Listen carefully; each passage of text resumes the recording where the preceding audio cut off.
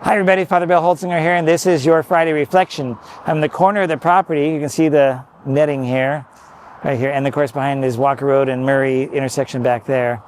It can be very chaotic at times there. But I thought I'd just walk around, just kind of looking at the scenes as they're being developed. Things are kind of going on in the construction. And I just wanted to share with you two things. One is something about what I'm not going to preach about, and something that is news. So let's get to what I'm not going to preach about, something to think about though.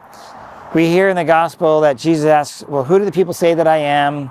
And he gets a bunch of responses. And then he asks, well, who do you say that I am? By the way, if you're seeing this moving wire here, it's because the lineman is pulling it this way from way over near where the driveway is, and that's a long ways. So there must be a spool over here. But anyhow, I diverge. But who do you say that I am? And Peter says, you are the Christ. You are the Messiah, Son of the living God. He knows something that no human being has told him, and Jesus acknowledges that, and it came from his Father.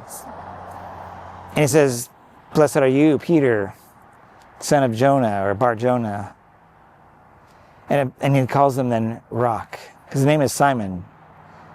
And he says, and you are rock, and upon this rock I will build my church, and the gates of hell will never prevail against it. By the way, that's not a sentiment of, we're going to be fighting against the world and always being in defensive mode. It's actually that the church is going to be plowing into the world, and evil that's in the world will not be able to come against it because it's of God. But anyhow, so then he says to Peter, Peter, on this, the rock, I'll build my church, and whatever you loose on earth will be loosed in heaven. Whatever you bind on earth will be bound in heaven. He's giving, in effect, to Peter the authority to forgive sins. Thank God, because we have this wonderful sacrament of reconciliation, or priests who are, you could say, by ordination in line with the communion of the Apostles, Apostolic Succession. This is where we get this idea, where we even make the audacious statement that as a church, the priests of the church, which includes, of course, the fullness of priesthood, which is the bishop, have this authority that's been passed to them. And we know that because the apostles will lay a hand on their successors, deputing upon them the same gifts that they had. But even more so, because sometimes I've heard people say, well, it's really not Peter, it's on his faith statement, and actually they didn't give them authority to forgive sins. That might stand if that was the only time Jesus said something. But I would point to you in John chapter 20. This is after Jesus rose from the dead. He appears in a locked room, just kind of poof. And he says to his apostles, without anybody saying anything, whose sins you forgive are forgiven in heaven, and those sins you retain are retained in heaven.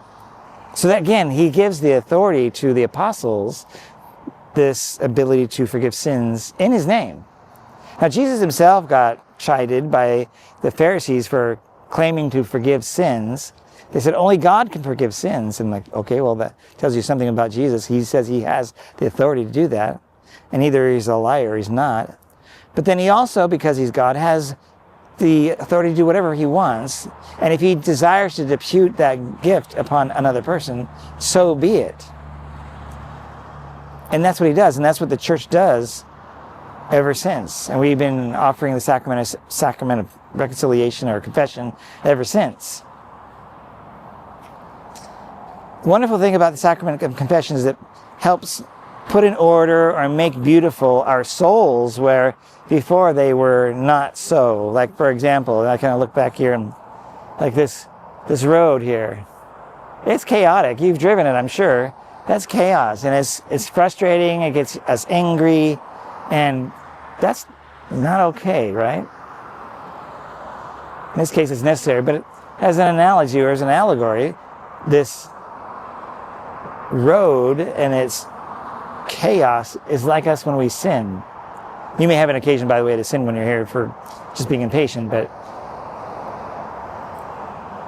Reconciliation changes that. It's kind of like, instead of turning our hearts closer to the sin, we're being called to turn our hearts to things that are beautiful, like these green trees, something that is comforting, beautiful, calming. So I want to encourage you, well, this is not Lent or Advent, penitential seasons, to consider coming to confession sometime. We all have stuff, we all have baggage, we all have chaos that we've created, and we need a little help. We need Christ to come in and take out, to rebuild. You know, they put pilings in here not too long ago to kind of firm up what was going to be a bridge in there. To do that, they had to dig up things, get rid of things. I want to encourage you to consider that. That's a whole homilies I'm not going to give, so I'm just giving it today. I'm going to be talking about actually more of the part of Jesus speaking about that first question, who do you say that I am? So pray for that. That's going to be coming up. The good news, I wanted to let you know, the announcement, as I mentioned, there's two things I want to mention. First was this, and the second one is going to be that we've actually sent off the final proof for our Parish Photo Directories. Can you believe it? That's right. So they're ready to go. I'm sending them to be printed. The company's going to make all their prints for all the people that had their photos taken. And we will have some that you can purchase, and some extras for those who are new to our community. And it's going to be somewhere around probably the end of September. So we're going to beat Christmas after all. You might remember I said we'd have them around Christmas time, which was last Christmas. But certainly looks like we're on track now for before Christmas, this coming Christmas. So there you go. So two things. One is be mindful of the chaos in your life. Come to confession, get that taken care of so that you can be living like these evergreens in a peaceful space, even in the midst of the chaos that's around and the noise of the world that's around. God bless you all, and I'll see you soon. Bye-bye.